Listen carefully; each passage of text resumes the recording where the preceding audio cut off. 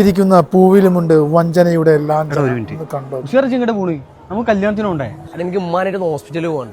പോയിട്ട് ഞാൻ വരെ പെട്ടെന്ന് എന്നിട്ട് നമുക്ക് കല്യാണത്തിന് പോവാം. എന്നാ പോയിട്ട് പെട്ടെന്ന് വാട്ടാ, പോസ്റ്റ് ആക്കല്ലേ. രഞ്ജിത്തേട്ടനല്ലത്? രഞ്ജിത്തേട്ടാ, രഞ്ജിത്തേട്ടാ എത്ര നാളെ കണ്ടിട്ട് വീട്ടിൽ നിന്ന് പുറത്തൊന്നും ഇറങ്ങാറില്ലേ? ഇല്ലടാ, ഞാൻ ഇപ്പൊ അങ്ങനെ വീട്ടിൽ നിന്ന് പുറത്തൊന്നും ഇറങ്ങില്ല. രഞ്ജിത്തേട്ടങ്ങൾ ഡിവോഴ്സ് ആയില്ലേ? ഞാൻ വീട്ടിൽ വന്നപ്പോ അമ്മ പറഞ്ഞിരുന്നു. ആടാ, ഡിവോഴ്സ് ആക്കേണ്ടി വന്നതാ. മൂന്നാമത്തെ ഒരാൾ ലൈഫിൽ കയറി വന്നാ പിന്നെ നമുക്കെന്ത് സാധനം. പോയതൊക്കെ നല്ലതിനാന്ന് വിചാരിച്ചാൽ മതി രഞ്ജിത്തേട്ടാ, ഞാനെല്ലാം അറിഞ്ഞിരുന്നു. ശരിടാ, ഞാൻ പോട്ടെ, എന്നെ കാണാം.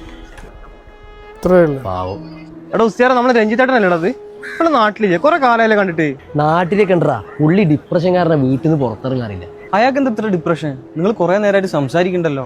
സാധിക്കേ, പ്രണയായിരുന്നടാ, നല്ല അസല് പ്രണയം. പ്രണയോ? എന്നിട്ട് എന്ത് പറ്റി? രഞ്ജിത്തേട്ടൻ പ്രണയിച്ചാണ് കല്യാണം കഴിച്ചത്. ഒരു ഇന്റർകാസ്റ്റ് മാരേജ് ആയിരുന്നു.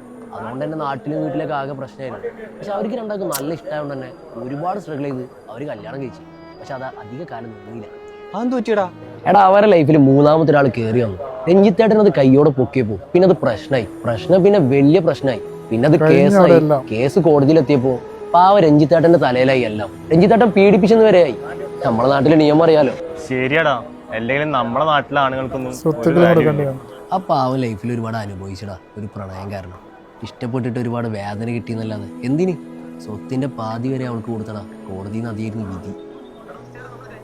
നമ്മൾ ഇഷ്ടപ്പെടുന്ന ആളെ നമ്മളെ കൂടെ നിന്ന് ചതിക്കുന്ന പറയുമ്പോൾ ഒരു വേദന ഉണ്ടല്ലോ.